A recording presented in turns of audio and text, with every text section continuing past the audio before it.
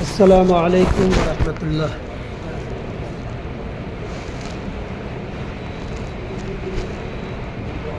حاضرین جمعہ،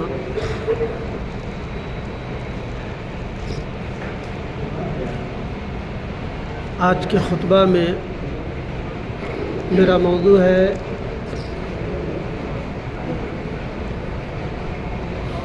قرآن، اسلام اور انسانیت۔ حاضرین، بلا شبہ قرآن مجید انسانیت کے لیے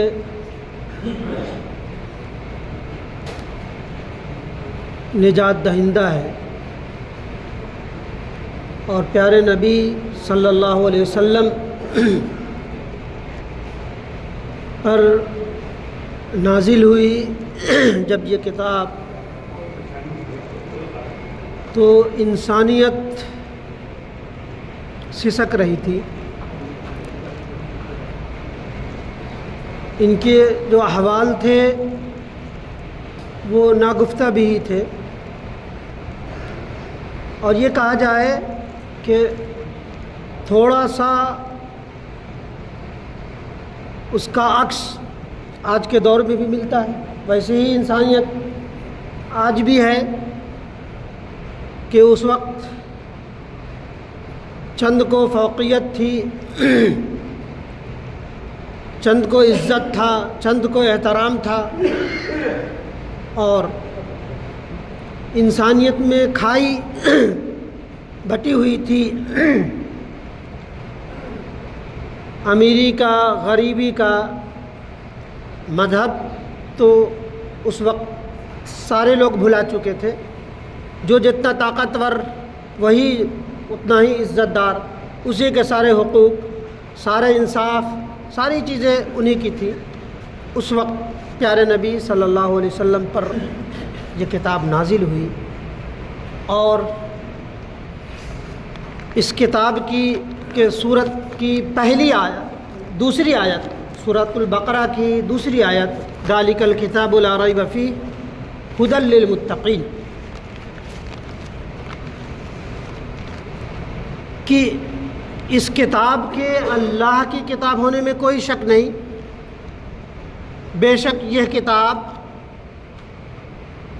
راہ دکھانے والی ہے متقیوں کو، پرہیزگاروں کو، اور رہنمائی کرنے والی ہے تمام مخلوق انسانی کو، رہنمائی کرنے والی ہے، اور کامیاب ترین رہنمائی قرآن مجید سے بھی ہی ملتی ہے۔ لیکن افسوس، صد افسوس کہ قرآن جو اللہ کی کتاب ہے، جو انسانیت نہیں، دنیا کی تمام کامیابیوں کی بنیادی کتاب ہے، تمام علوم کی بنیادی کتاب ہے، اس کو ہم مسلمان بھی صرف اور صرف جن بھوت بھگانے کا، یا جانکونی کی حالت میں یاسین شریف پڑھنے کا، یا گھروں میں تلاوت کرنے کا، یا مردوں پر، یا قرآن خوانی کے طور پر، بس یہیں تک کہ ہم قرآن کو سمجھتے ہیں۔ لیکن قرآن جو ہے وہ ہمیں کائنات بخشنا چاہتا ہے، پورا وجود کائنات کا ہے، اس کو آپ کی مٹھی میں دینا چاہتا ہے، اور ہم ہیں کہ گٹر کے جو نالے ہیں اسی پہ اکتفا کیے بیٹھے ہیں۔ تو یہ ہماری اور آپ کی ذمہ داری ہے کہ حاضرین،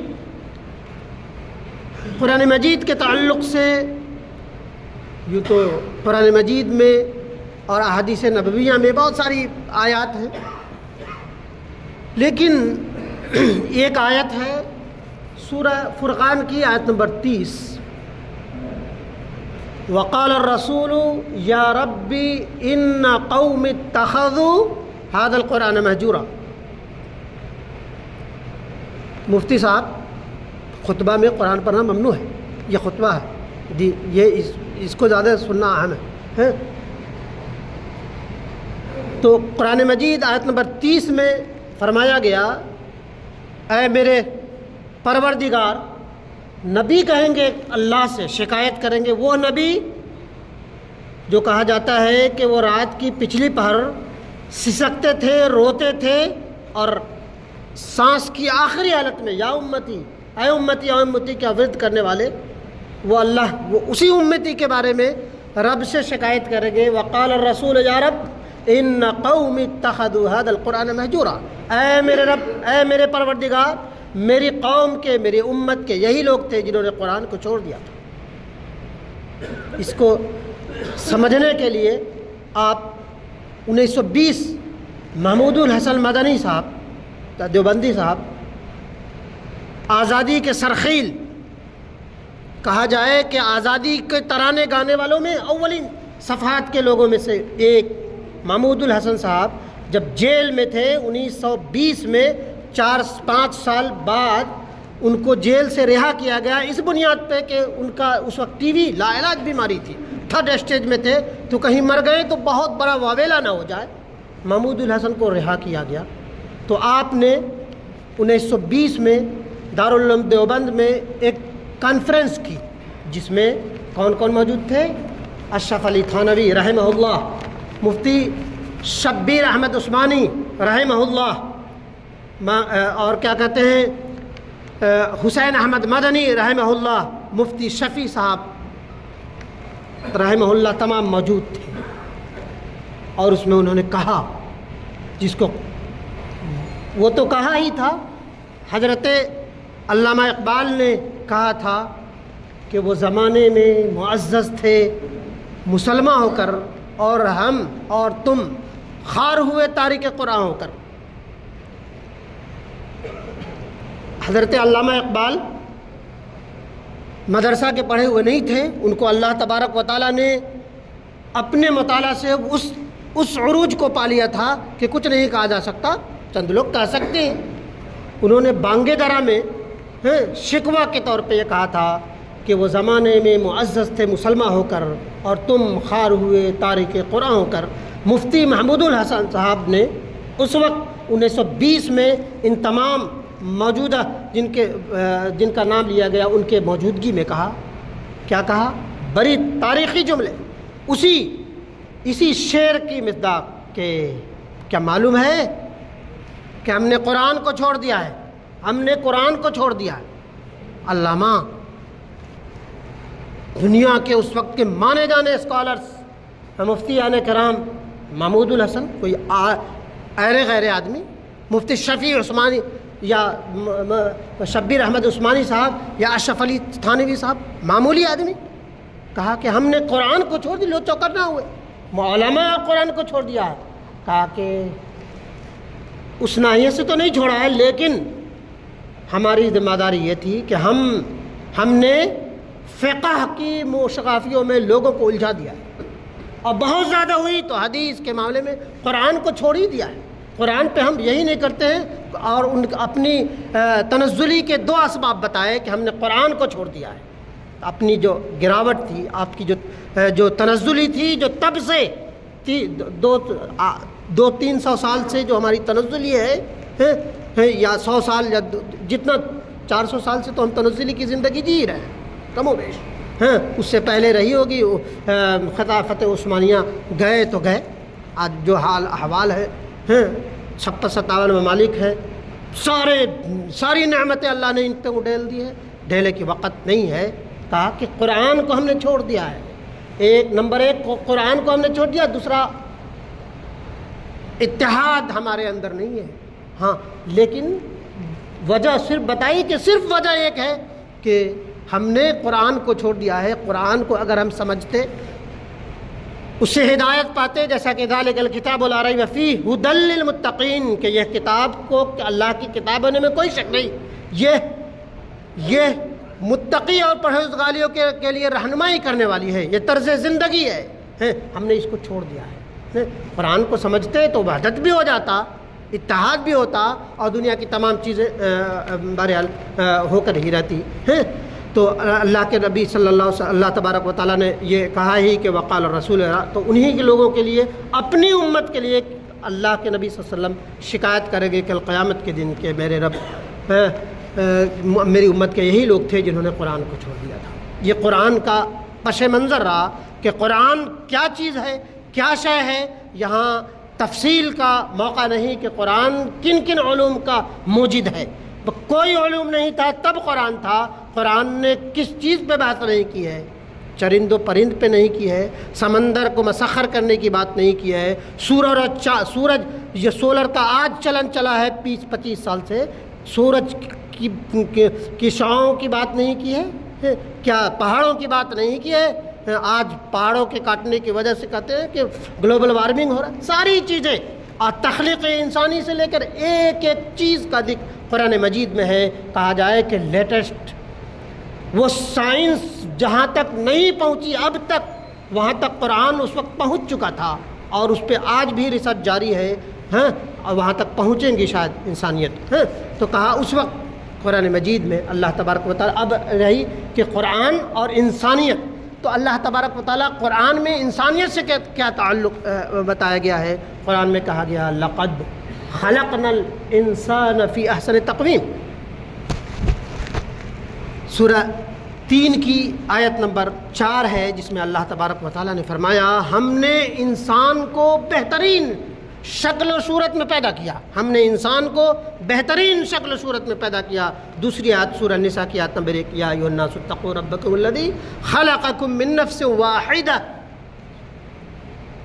ومنها خلق منها زوجها وبث منهما رجالا كثيرا ونساء واتقوا الله۔ بہرحال بڑی لمبی آیت ہے، وقت کی قلت ہے، یہ آیت نمبر 1 ہے سورہ نساء کی، آپ پڑھ سکتے ہیں، جس میں اللہ تبارک و تعالیٰ نے فرمایا لوگو اپنے رب سے ڈرو جس نے تم سب کو ایک ہی جان آدم سے پیدا کیا اور اسی سے اس کا جوڑا پیدا کر کے بہت سے مرد اور عورتیں پھیلا دی ہیں۔ اس اللہ سے ڈرو جس کا واسطہ دے کر تم اپنے حقوق ایک دوسرے سے مانگتے ہو، اور رشتہ و قرابتاری کو تعلق کو بگاڑنے سے پرہیز کرو، یقین جانو کہ اللہ تعالیٰ تم پر نگراں ہے، وہ دیکھ رہا ہے۔ سورہ نساء آیت 1، اور دوسری آیت میں فرمایا یا ایھا الناس انا خلقناکم من ذکر وانثی وجعلناکم شعوبا، بہت مشہور و معروف آیت، سورہ حجرات کی آیت نمبر 13، جس میں اللہ تبارک و تعالیٰ نے فرمایا اے لوگوں ہم نے تم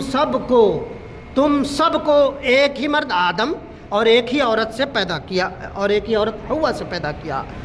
تمہاری قومیں اور برادریاں یا قبیلے یا گروہ ذات اس لیے بانٹ دیا تاکہ تم ایک دوسرے کو پہچانو۔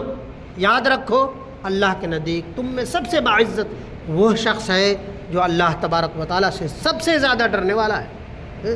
یہ انسانیت کے تعلق کہا کہ تم سب کے سب برابر ہو، سب کے سب برابر ہو، کسی کو کسی پر کوئی فوقیت نہیں۔ آگے حدیث میں تذکرہ کیا جائے گا۔ اور ایک اور آیت سورہ روم کی آیت نمبر 13، فَأَقِمْ وَجْهَكَ لِلدِّينِ حَنِيفًا فِطْرَةَ اللَّهِ الَّتِي فَطَرَ النَّاسَ عَلَيْهَا لَا تَبْدِيلَ لِخَلْقِ اللَّهِ ذَلِكَ الدِّينُ الْقَيِّمُ وَلَكِنَّ أَكْثَرَ النَّاسِ لَا يَعْلَمُونَ۔ کیا آپ اپنے رخ کو دین کی طرف رکھیں اور باطل سے کنارہ کش رہیں۔ یہ دین وہ فطرت الہی ہے جس پر اس نے انسانوں کو پیدا کیا، اور تخلیق الہی میں کوئی تبدیلی نہیں ہو سکتی۔ یقیناً یہی سیدھا سچا اور مستحکم دین ہے۔ سورہ روم آیت نمبر 30۔ اللہ تبارک و تعالیٰ نے فرمایا اور نبی رحمت وقت کی قلت ہے، ایک حدیث اور بات تمام، کہ اللہ کے نبی صلی اللہ علیہ وسلم نے خطبہ حجۃ الوداع میں فرمایا تھا، کیا عجیب ترین حدیث تھی۔ حجۃ الوداع میں کوئی تمام انسانیت کا کیا کہتے ہیں خلاصہ حجۃ الوداع میں نبی اکرم صلی اللہ علیہ وسلم اپنے الوداعی خطبہ میں اس کو کہا، لوگوں کو اندیشہ ہوا کہ نبی اکرم صلی اللہ علیہ وسلم کی جو بات ہے، جو بات بتا رہے ہیں، لگ رہا ہے کہ اب بہت زیادہ نبی اکرم صلی اللہ علیہ وسلم ہمارے درمیان نہیں رہیں گے۔ اس وقت فرمایا تھا فقال الرسول صلی اللہ علیہ وسلم یا ایھا الناس الا ان ربکم واحد وان آباؤکم واحد الا لا فضل لعربی على اعجمی ولا لعجمی على عربی ولا لاحمر على اسود ولا اسود ولا احمر الا بالتقوى وقال الناس بنو آدم وقال الناس بنو آدم وآدم من تراب. یہ تمام صحیح ستہ کی کتابوں میں اس کا تذکرہ ہے. نبی کریم صلی اللہ علیہ وسلم نے اس کو یہ کیا ہے، فرمایا کہ کوئی کسی عربی کو کسی عجمی پر، یا کسی عجمی کو کسی عربی پر، کسی سرخ کو کسی سیاہ پر، کسی گورے کو کسی کالے پر کوئی فضیلت نہیں، کوئی فضیلت نہیں کہا گیا، کوئی برتری نہیں. کسی کالے کو گورے کو نیشنلٹی کی بنیاد پر، قوم کی بنیاد پر کوئی فضیلت نہیں الا بالتقوی.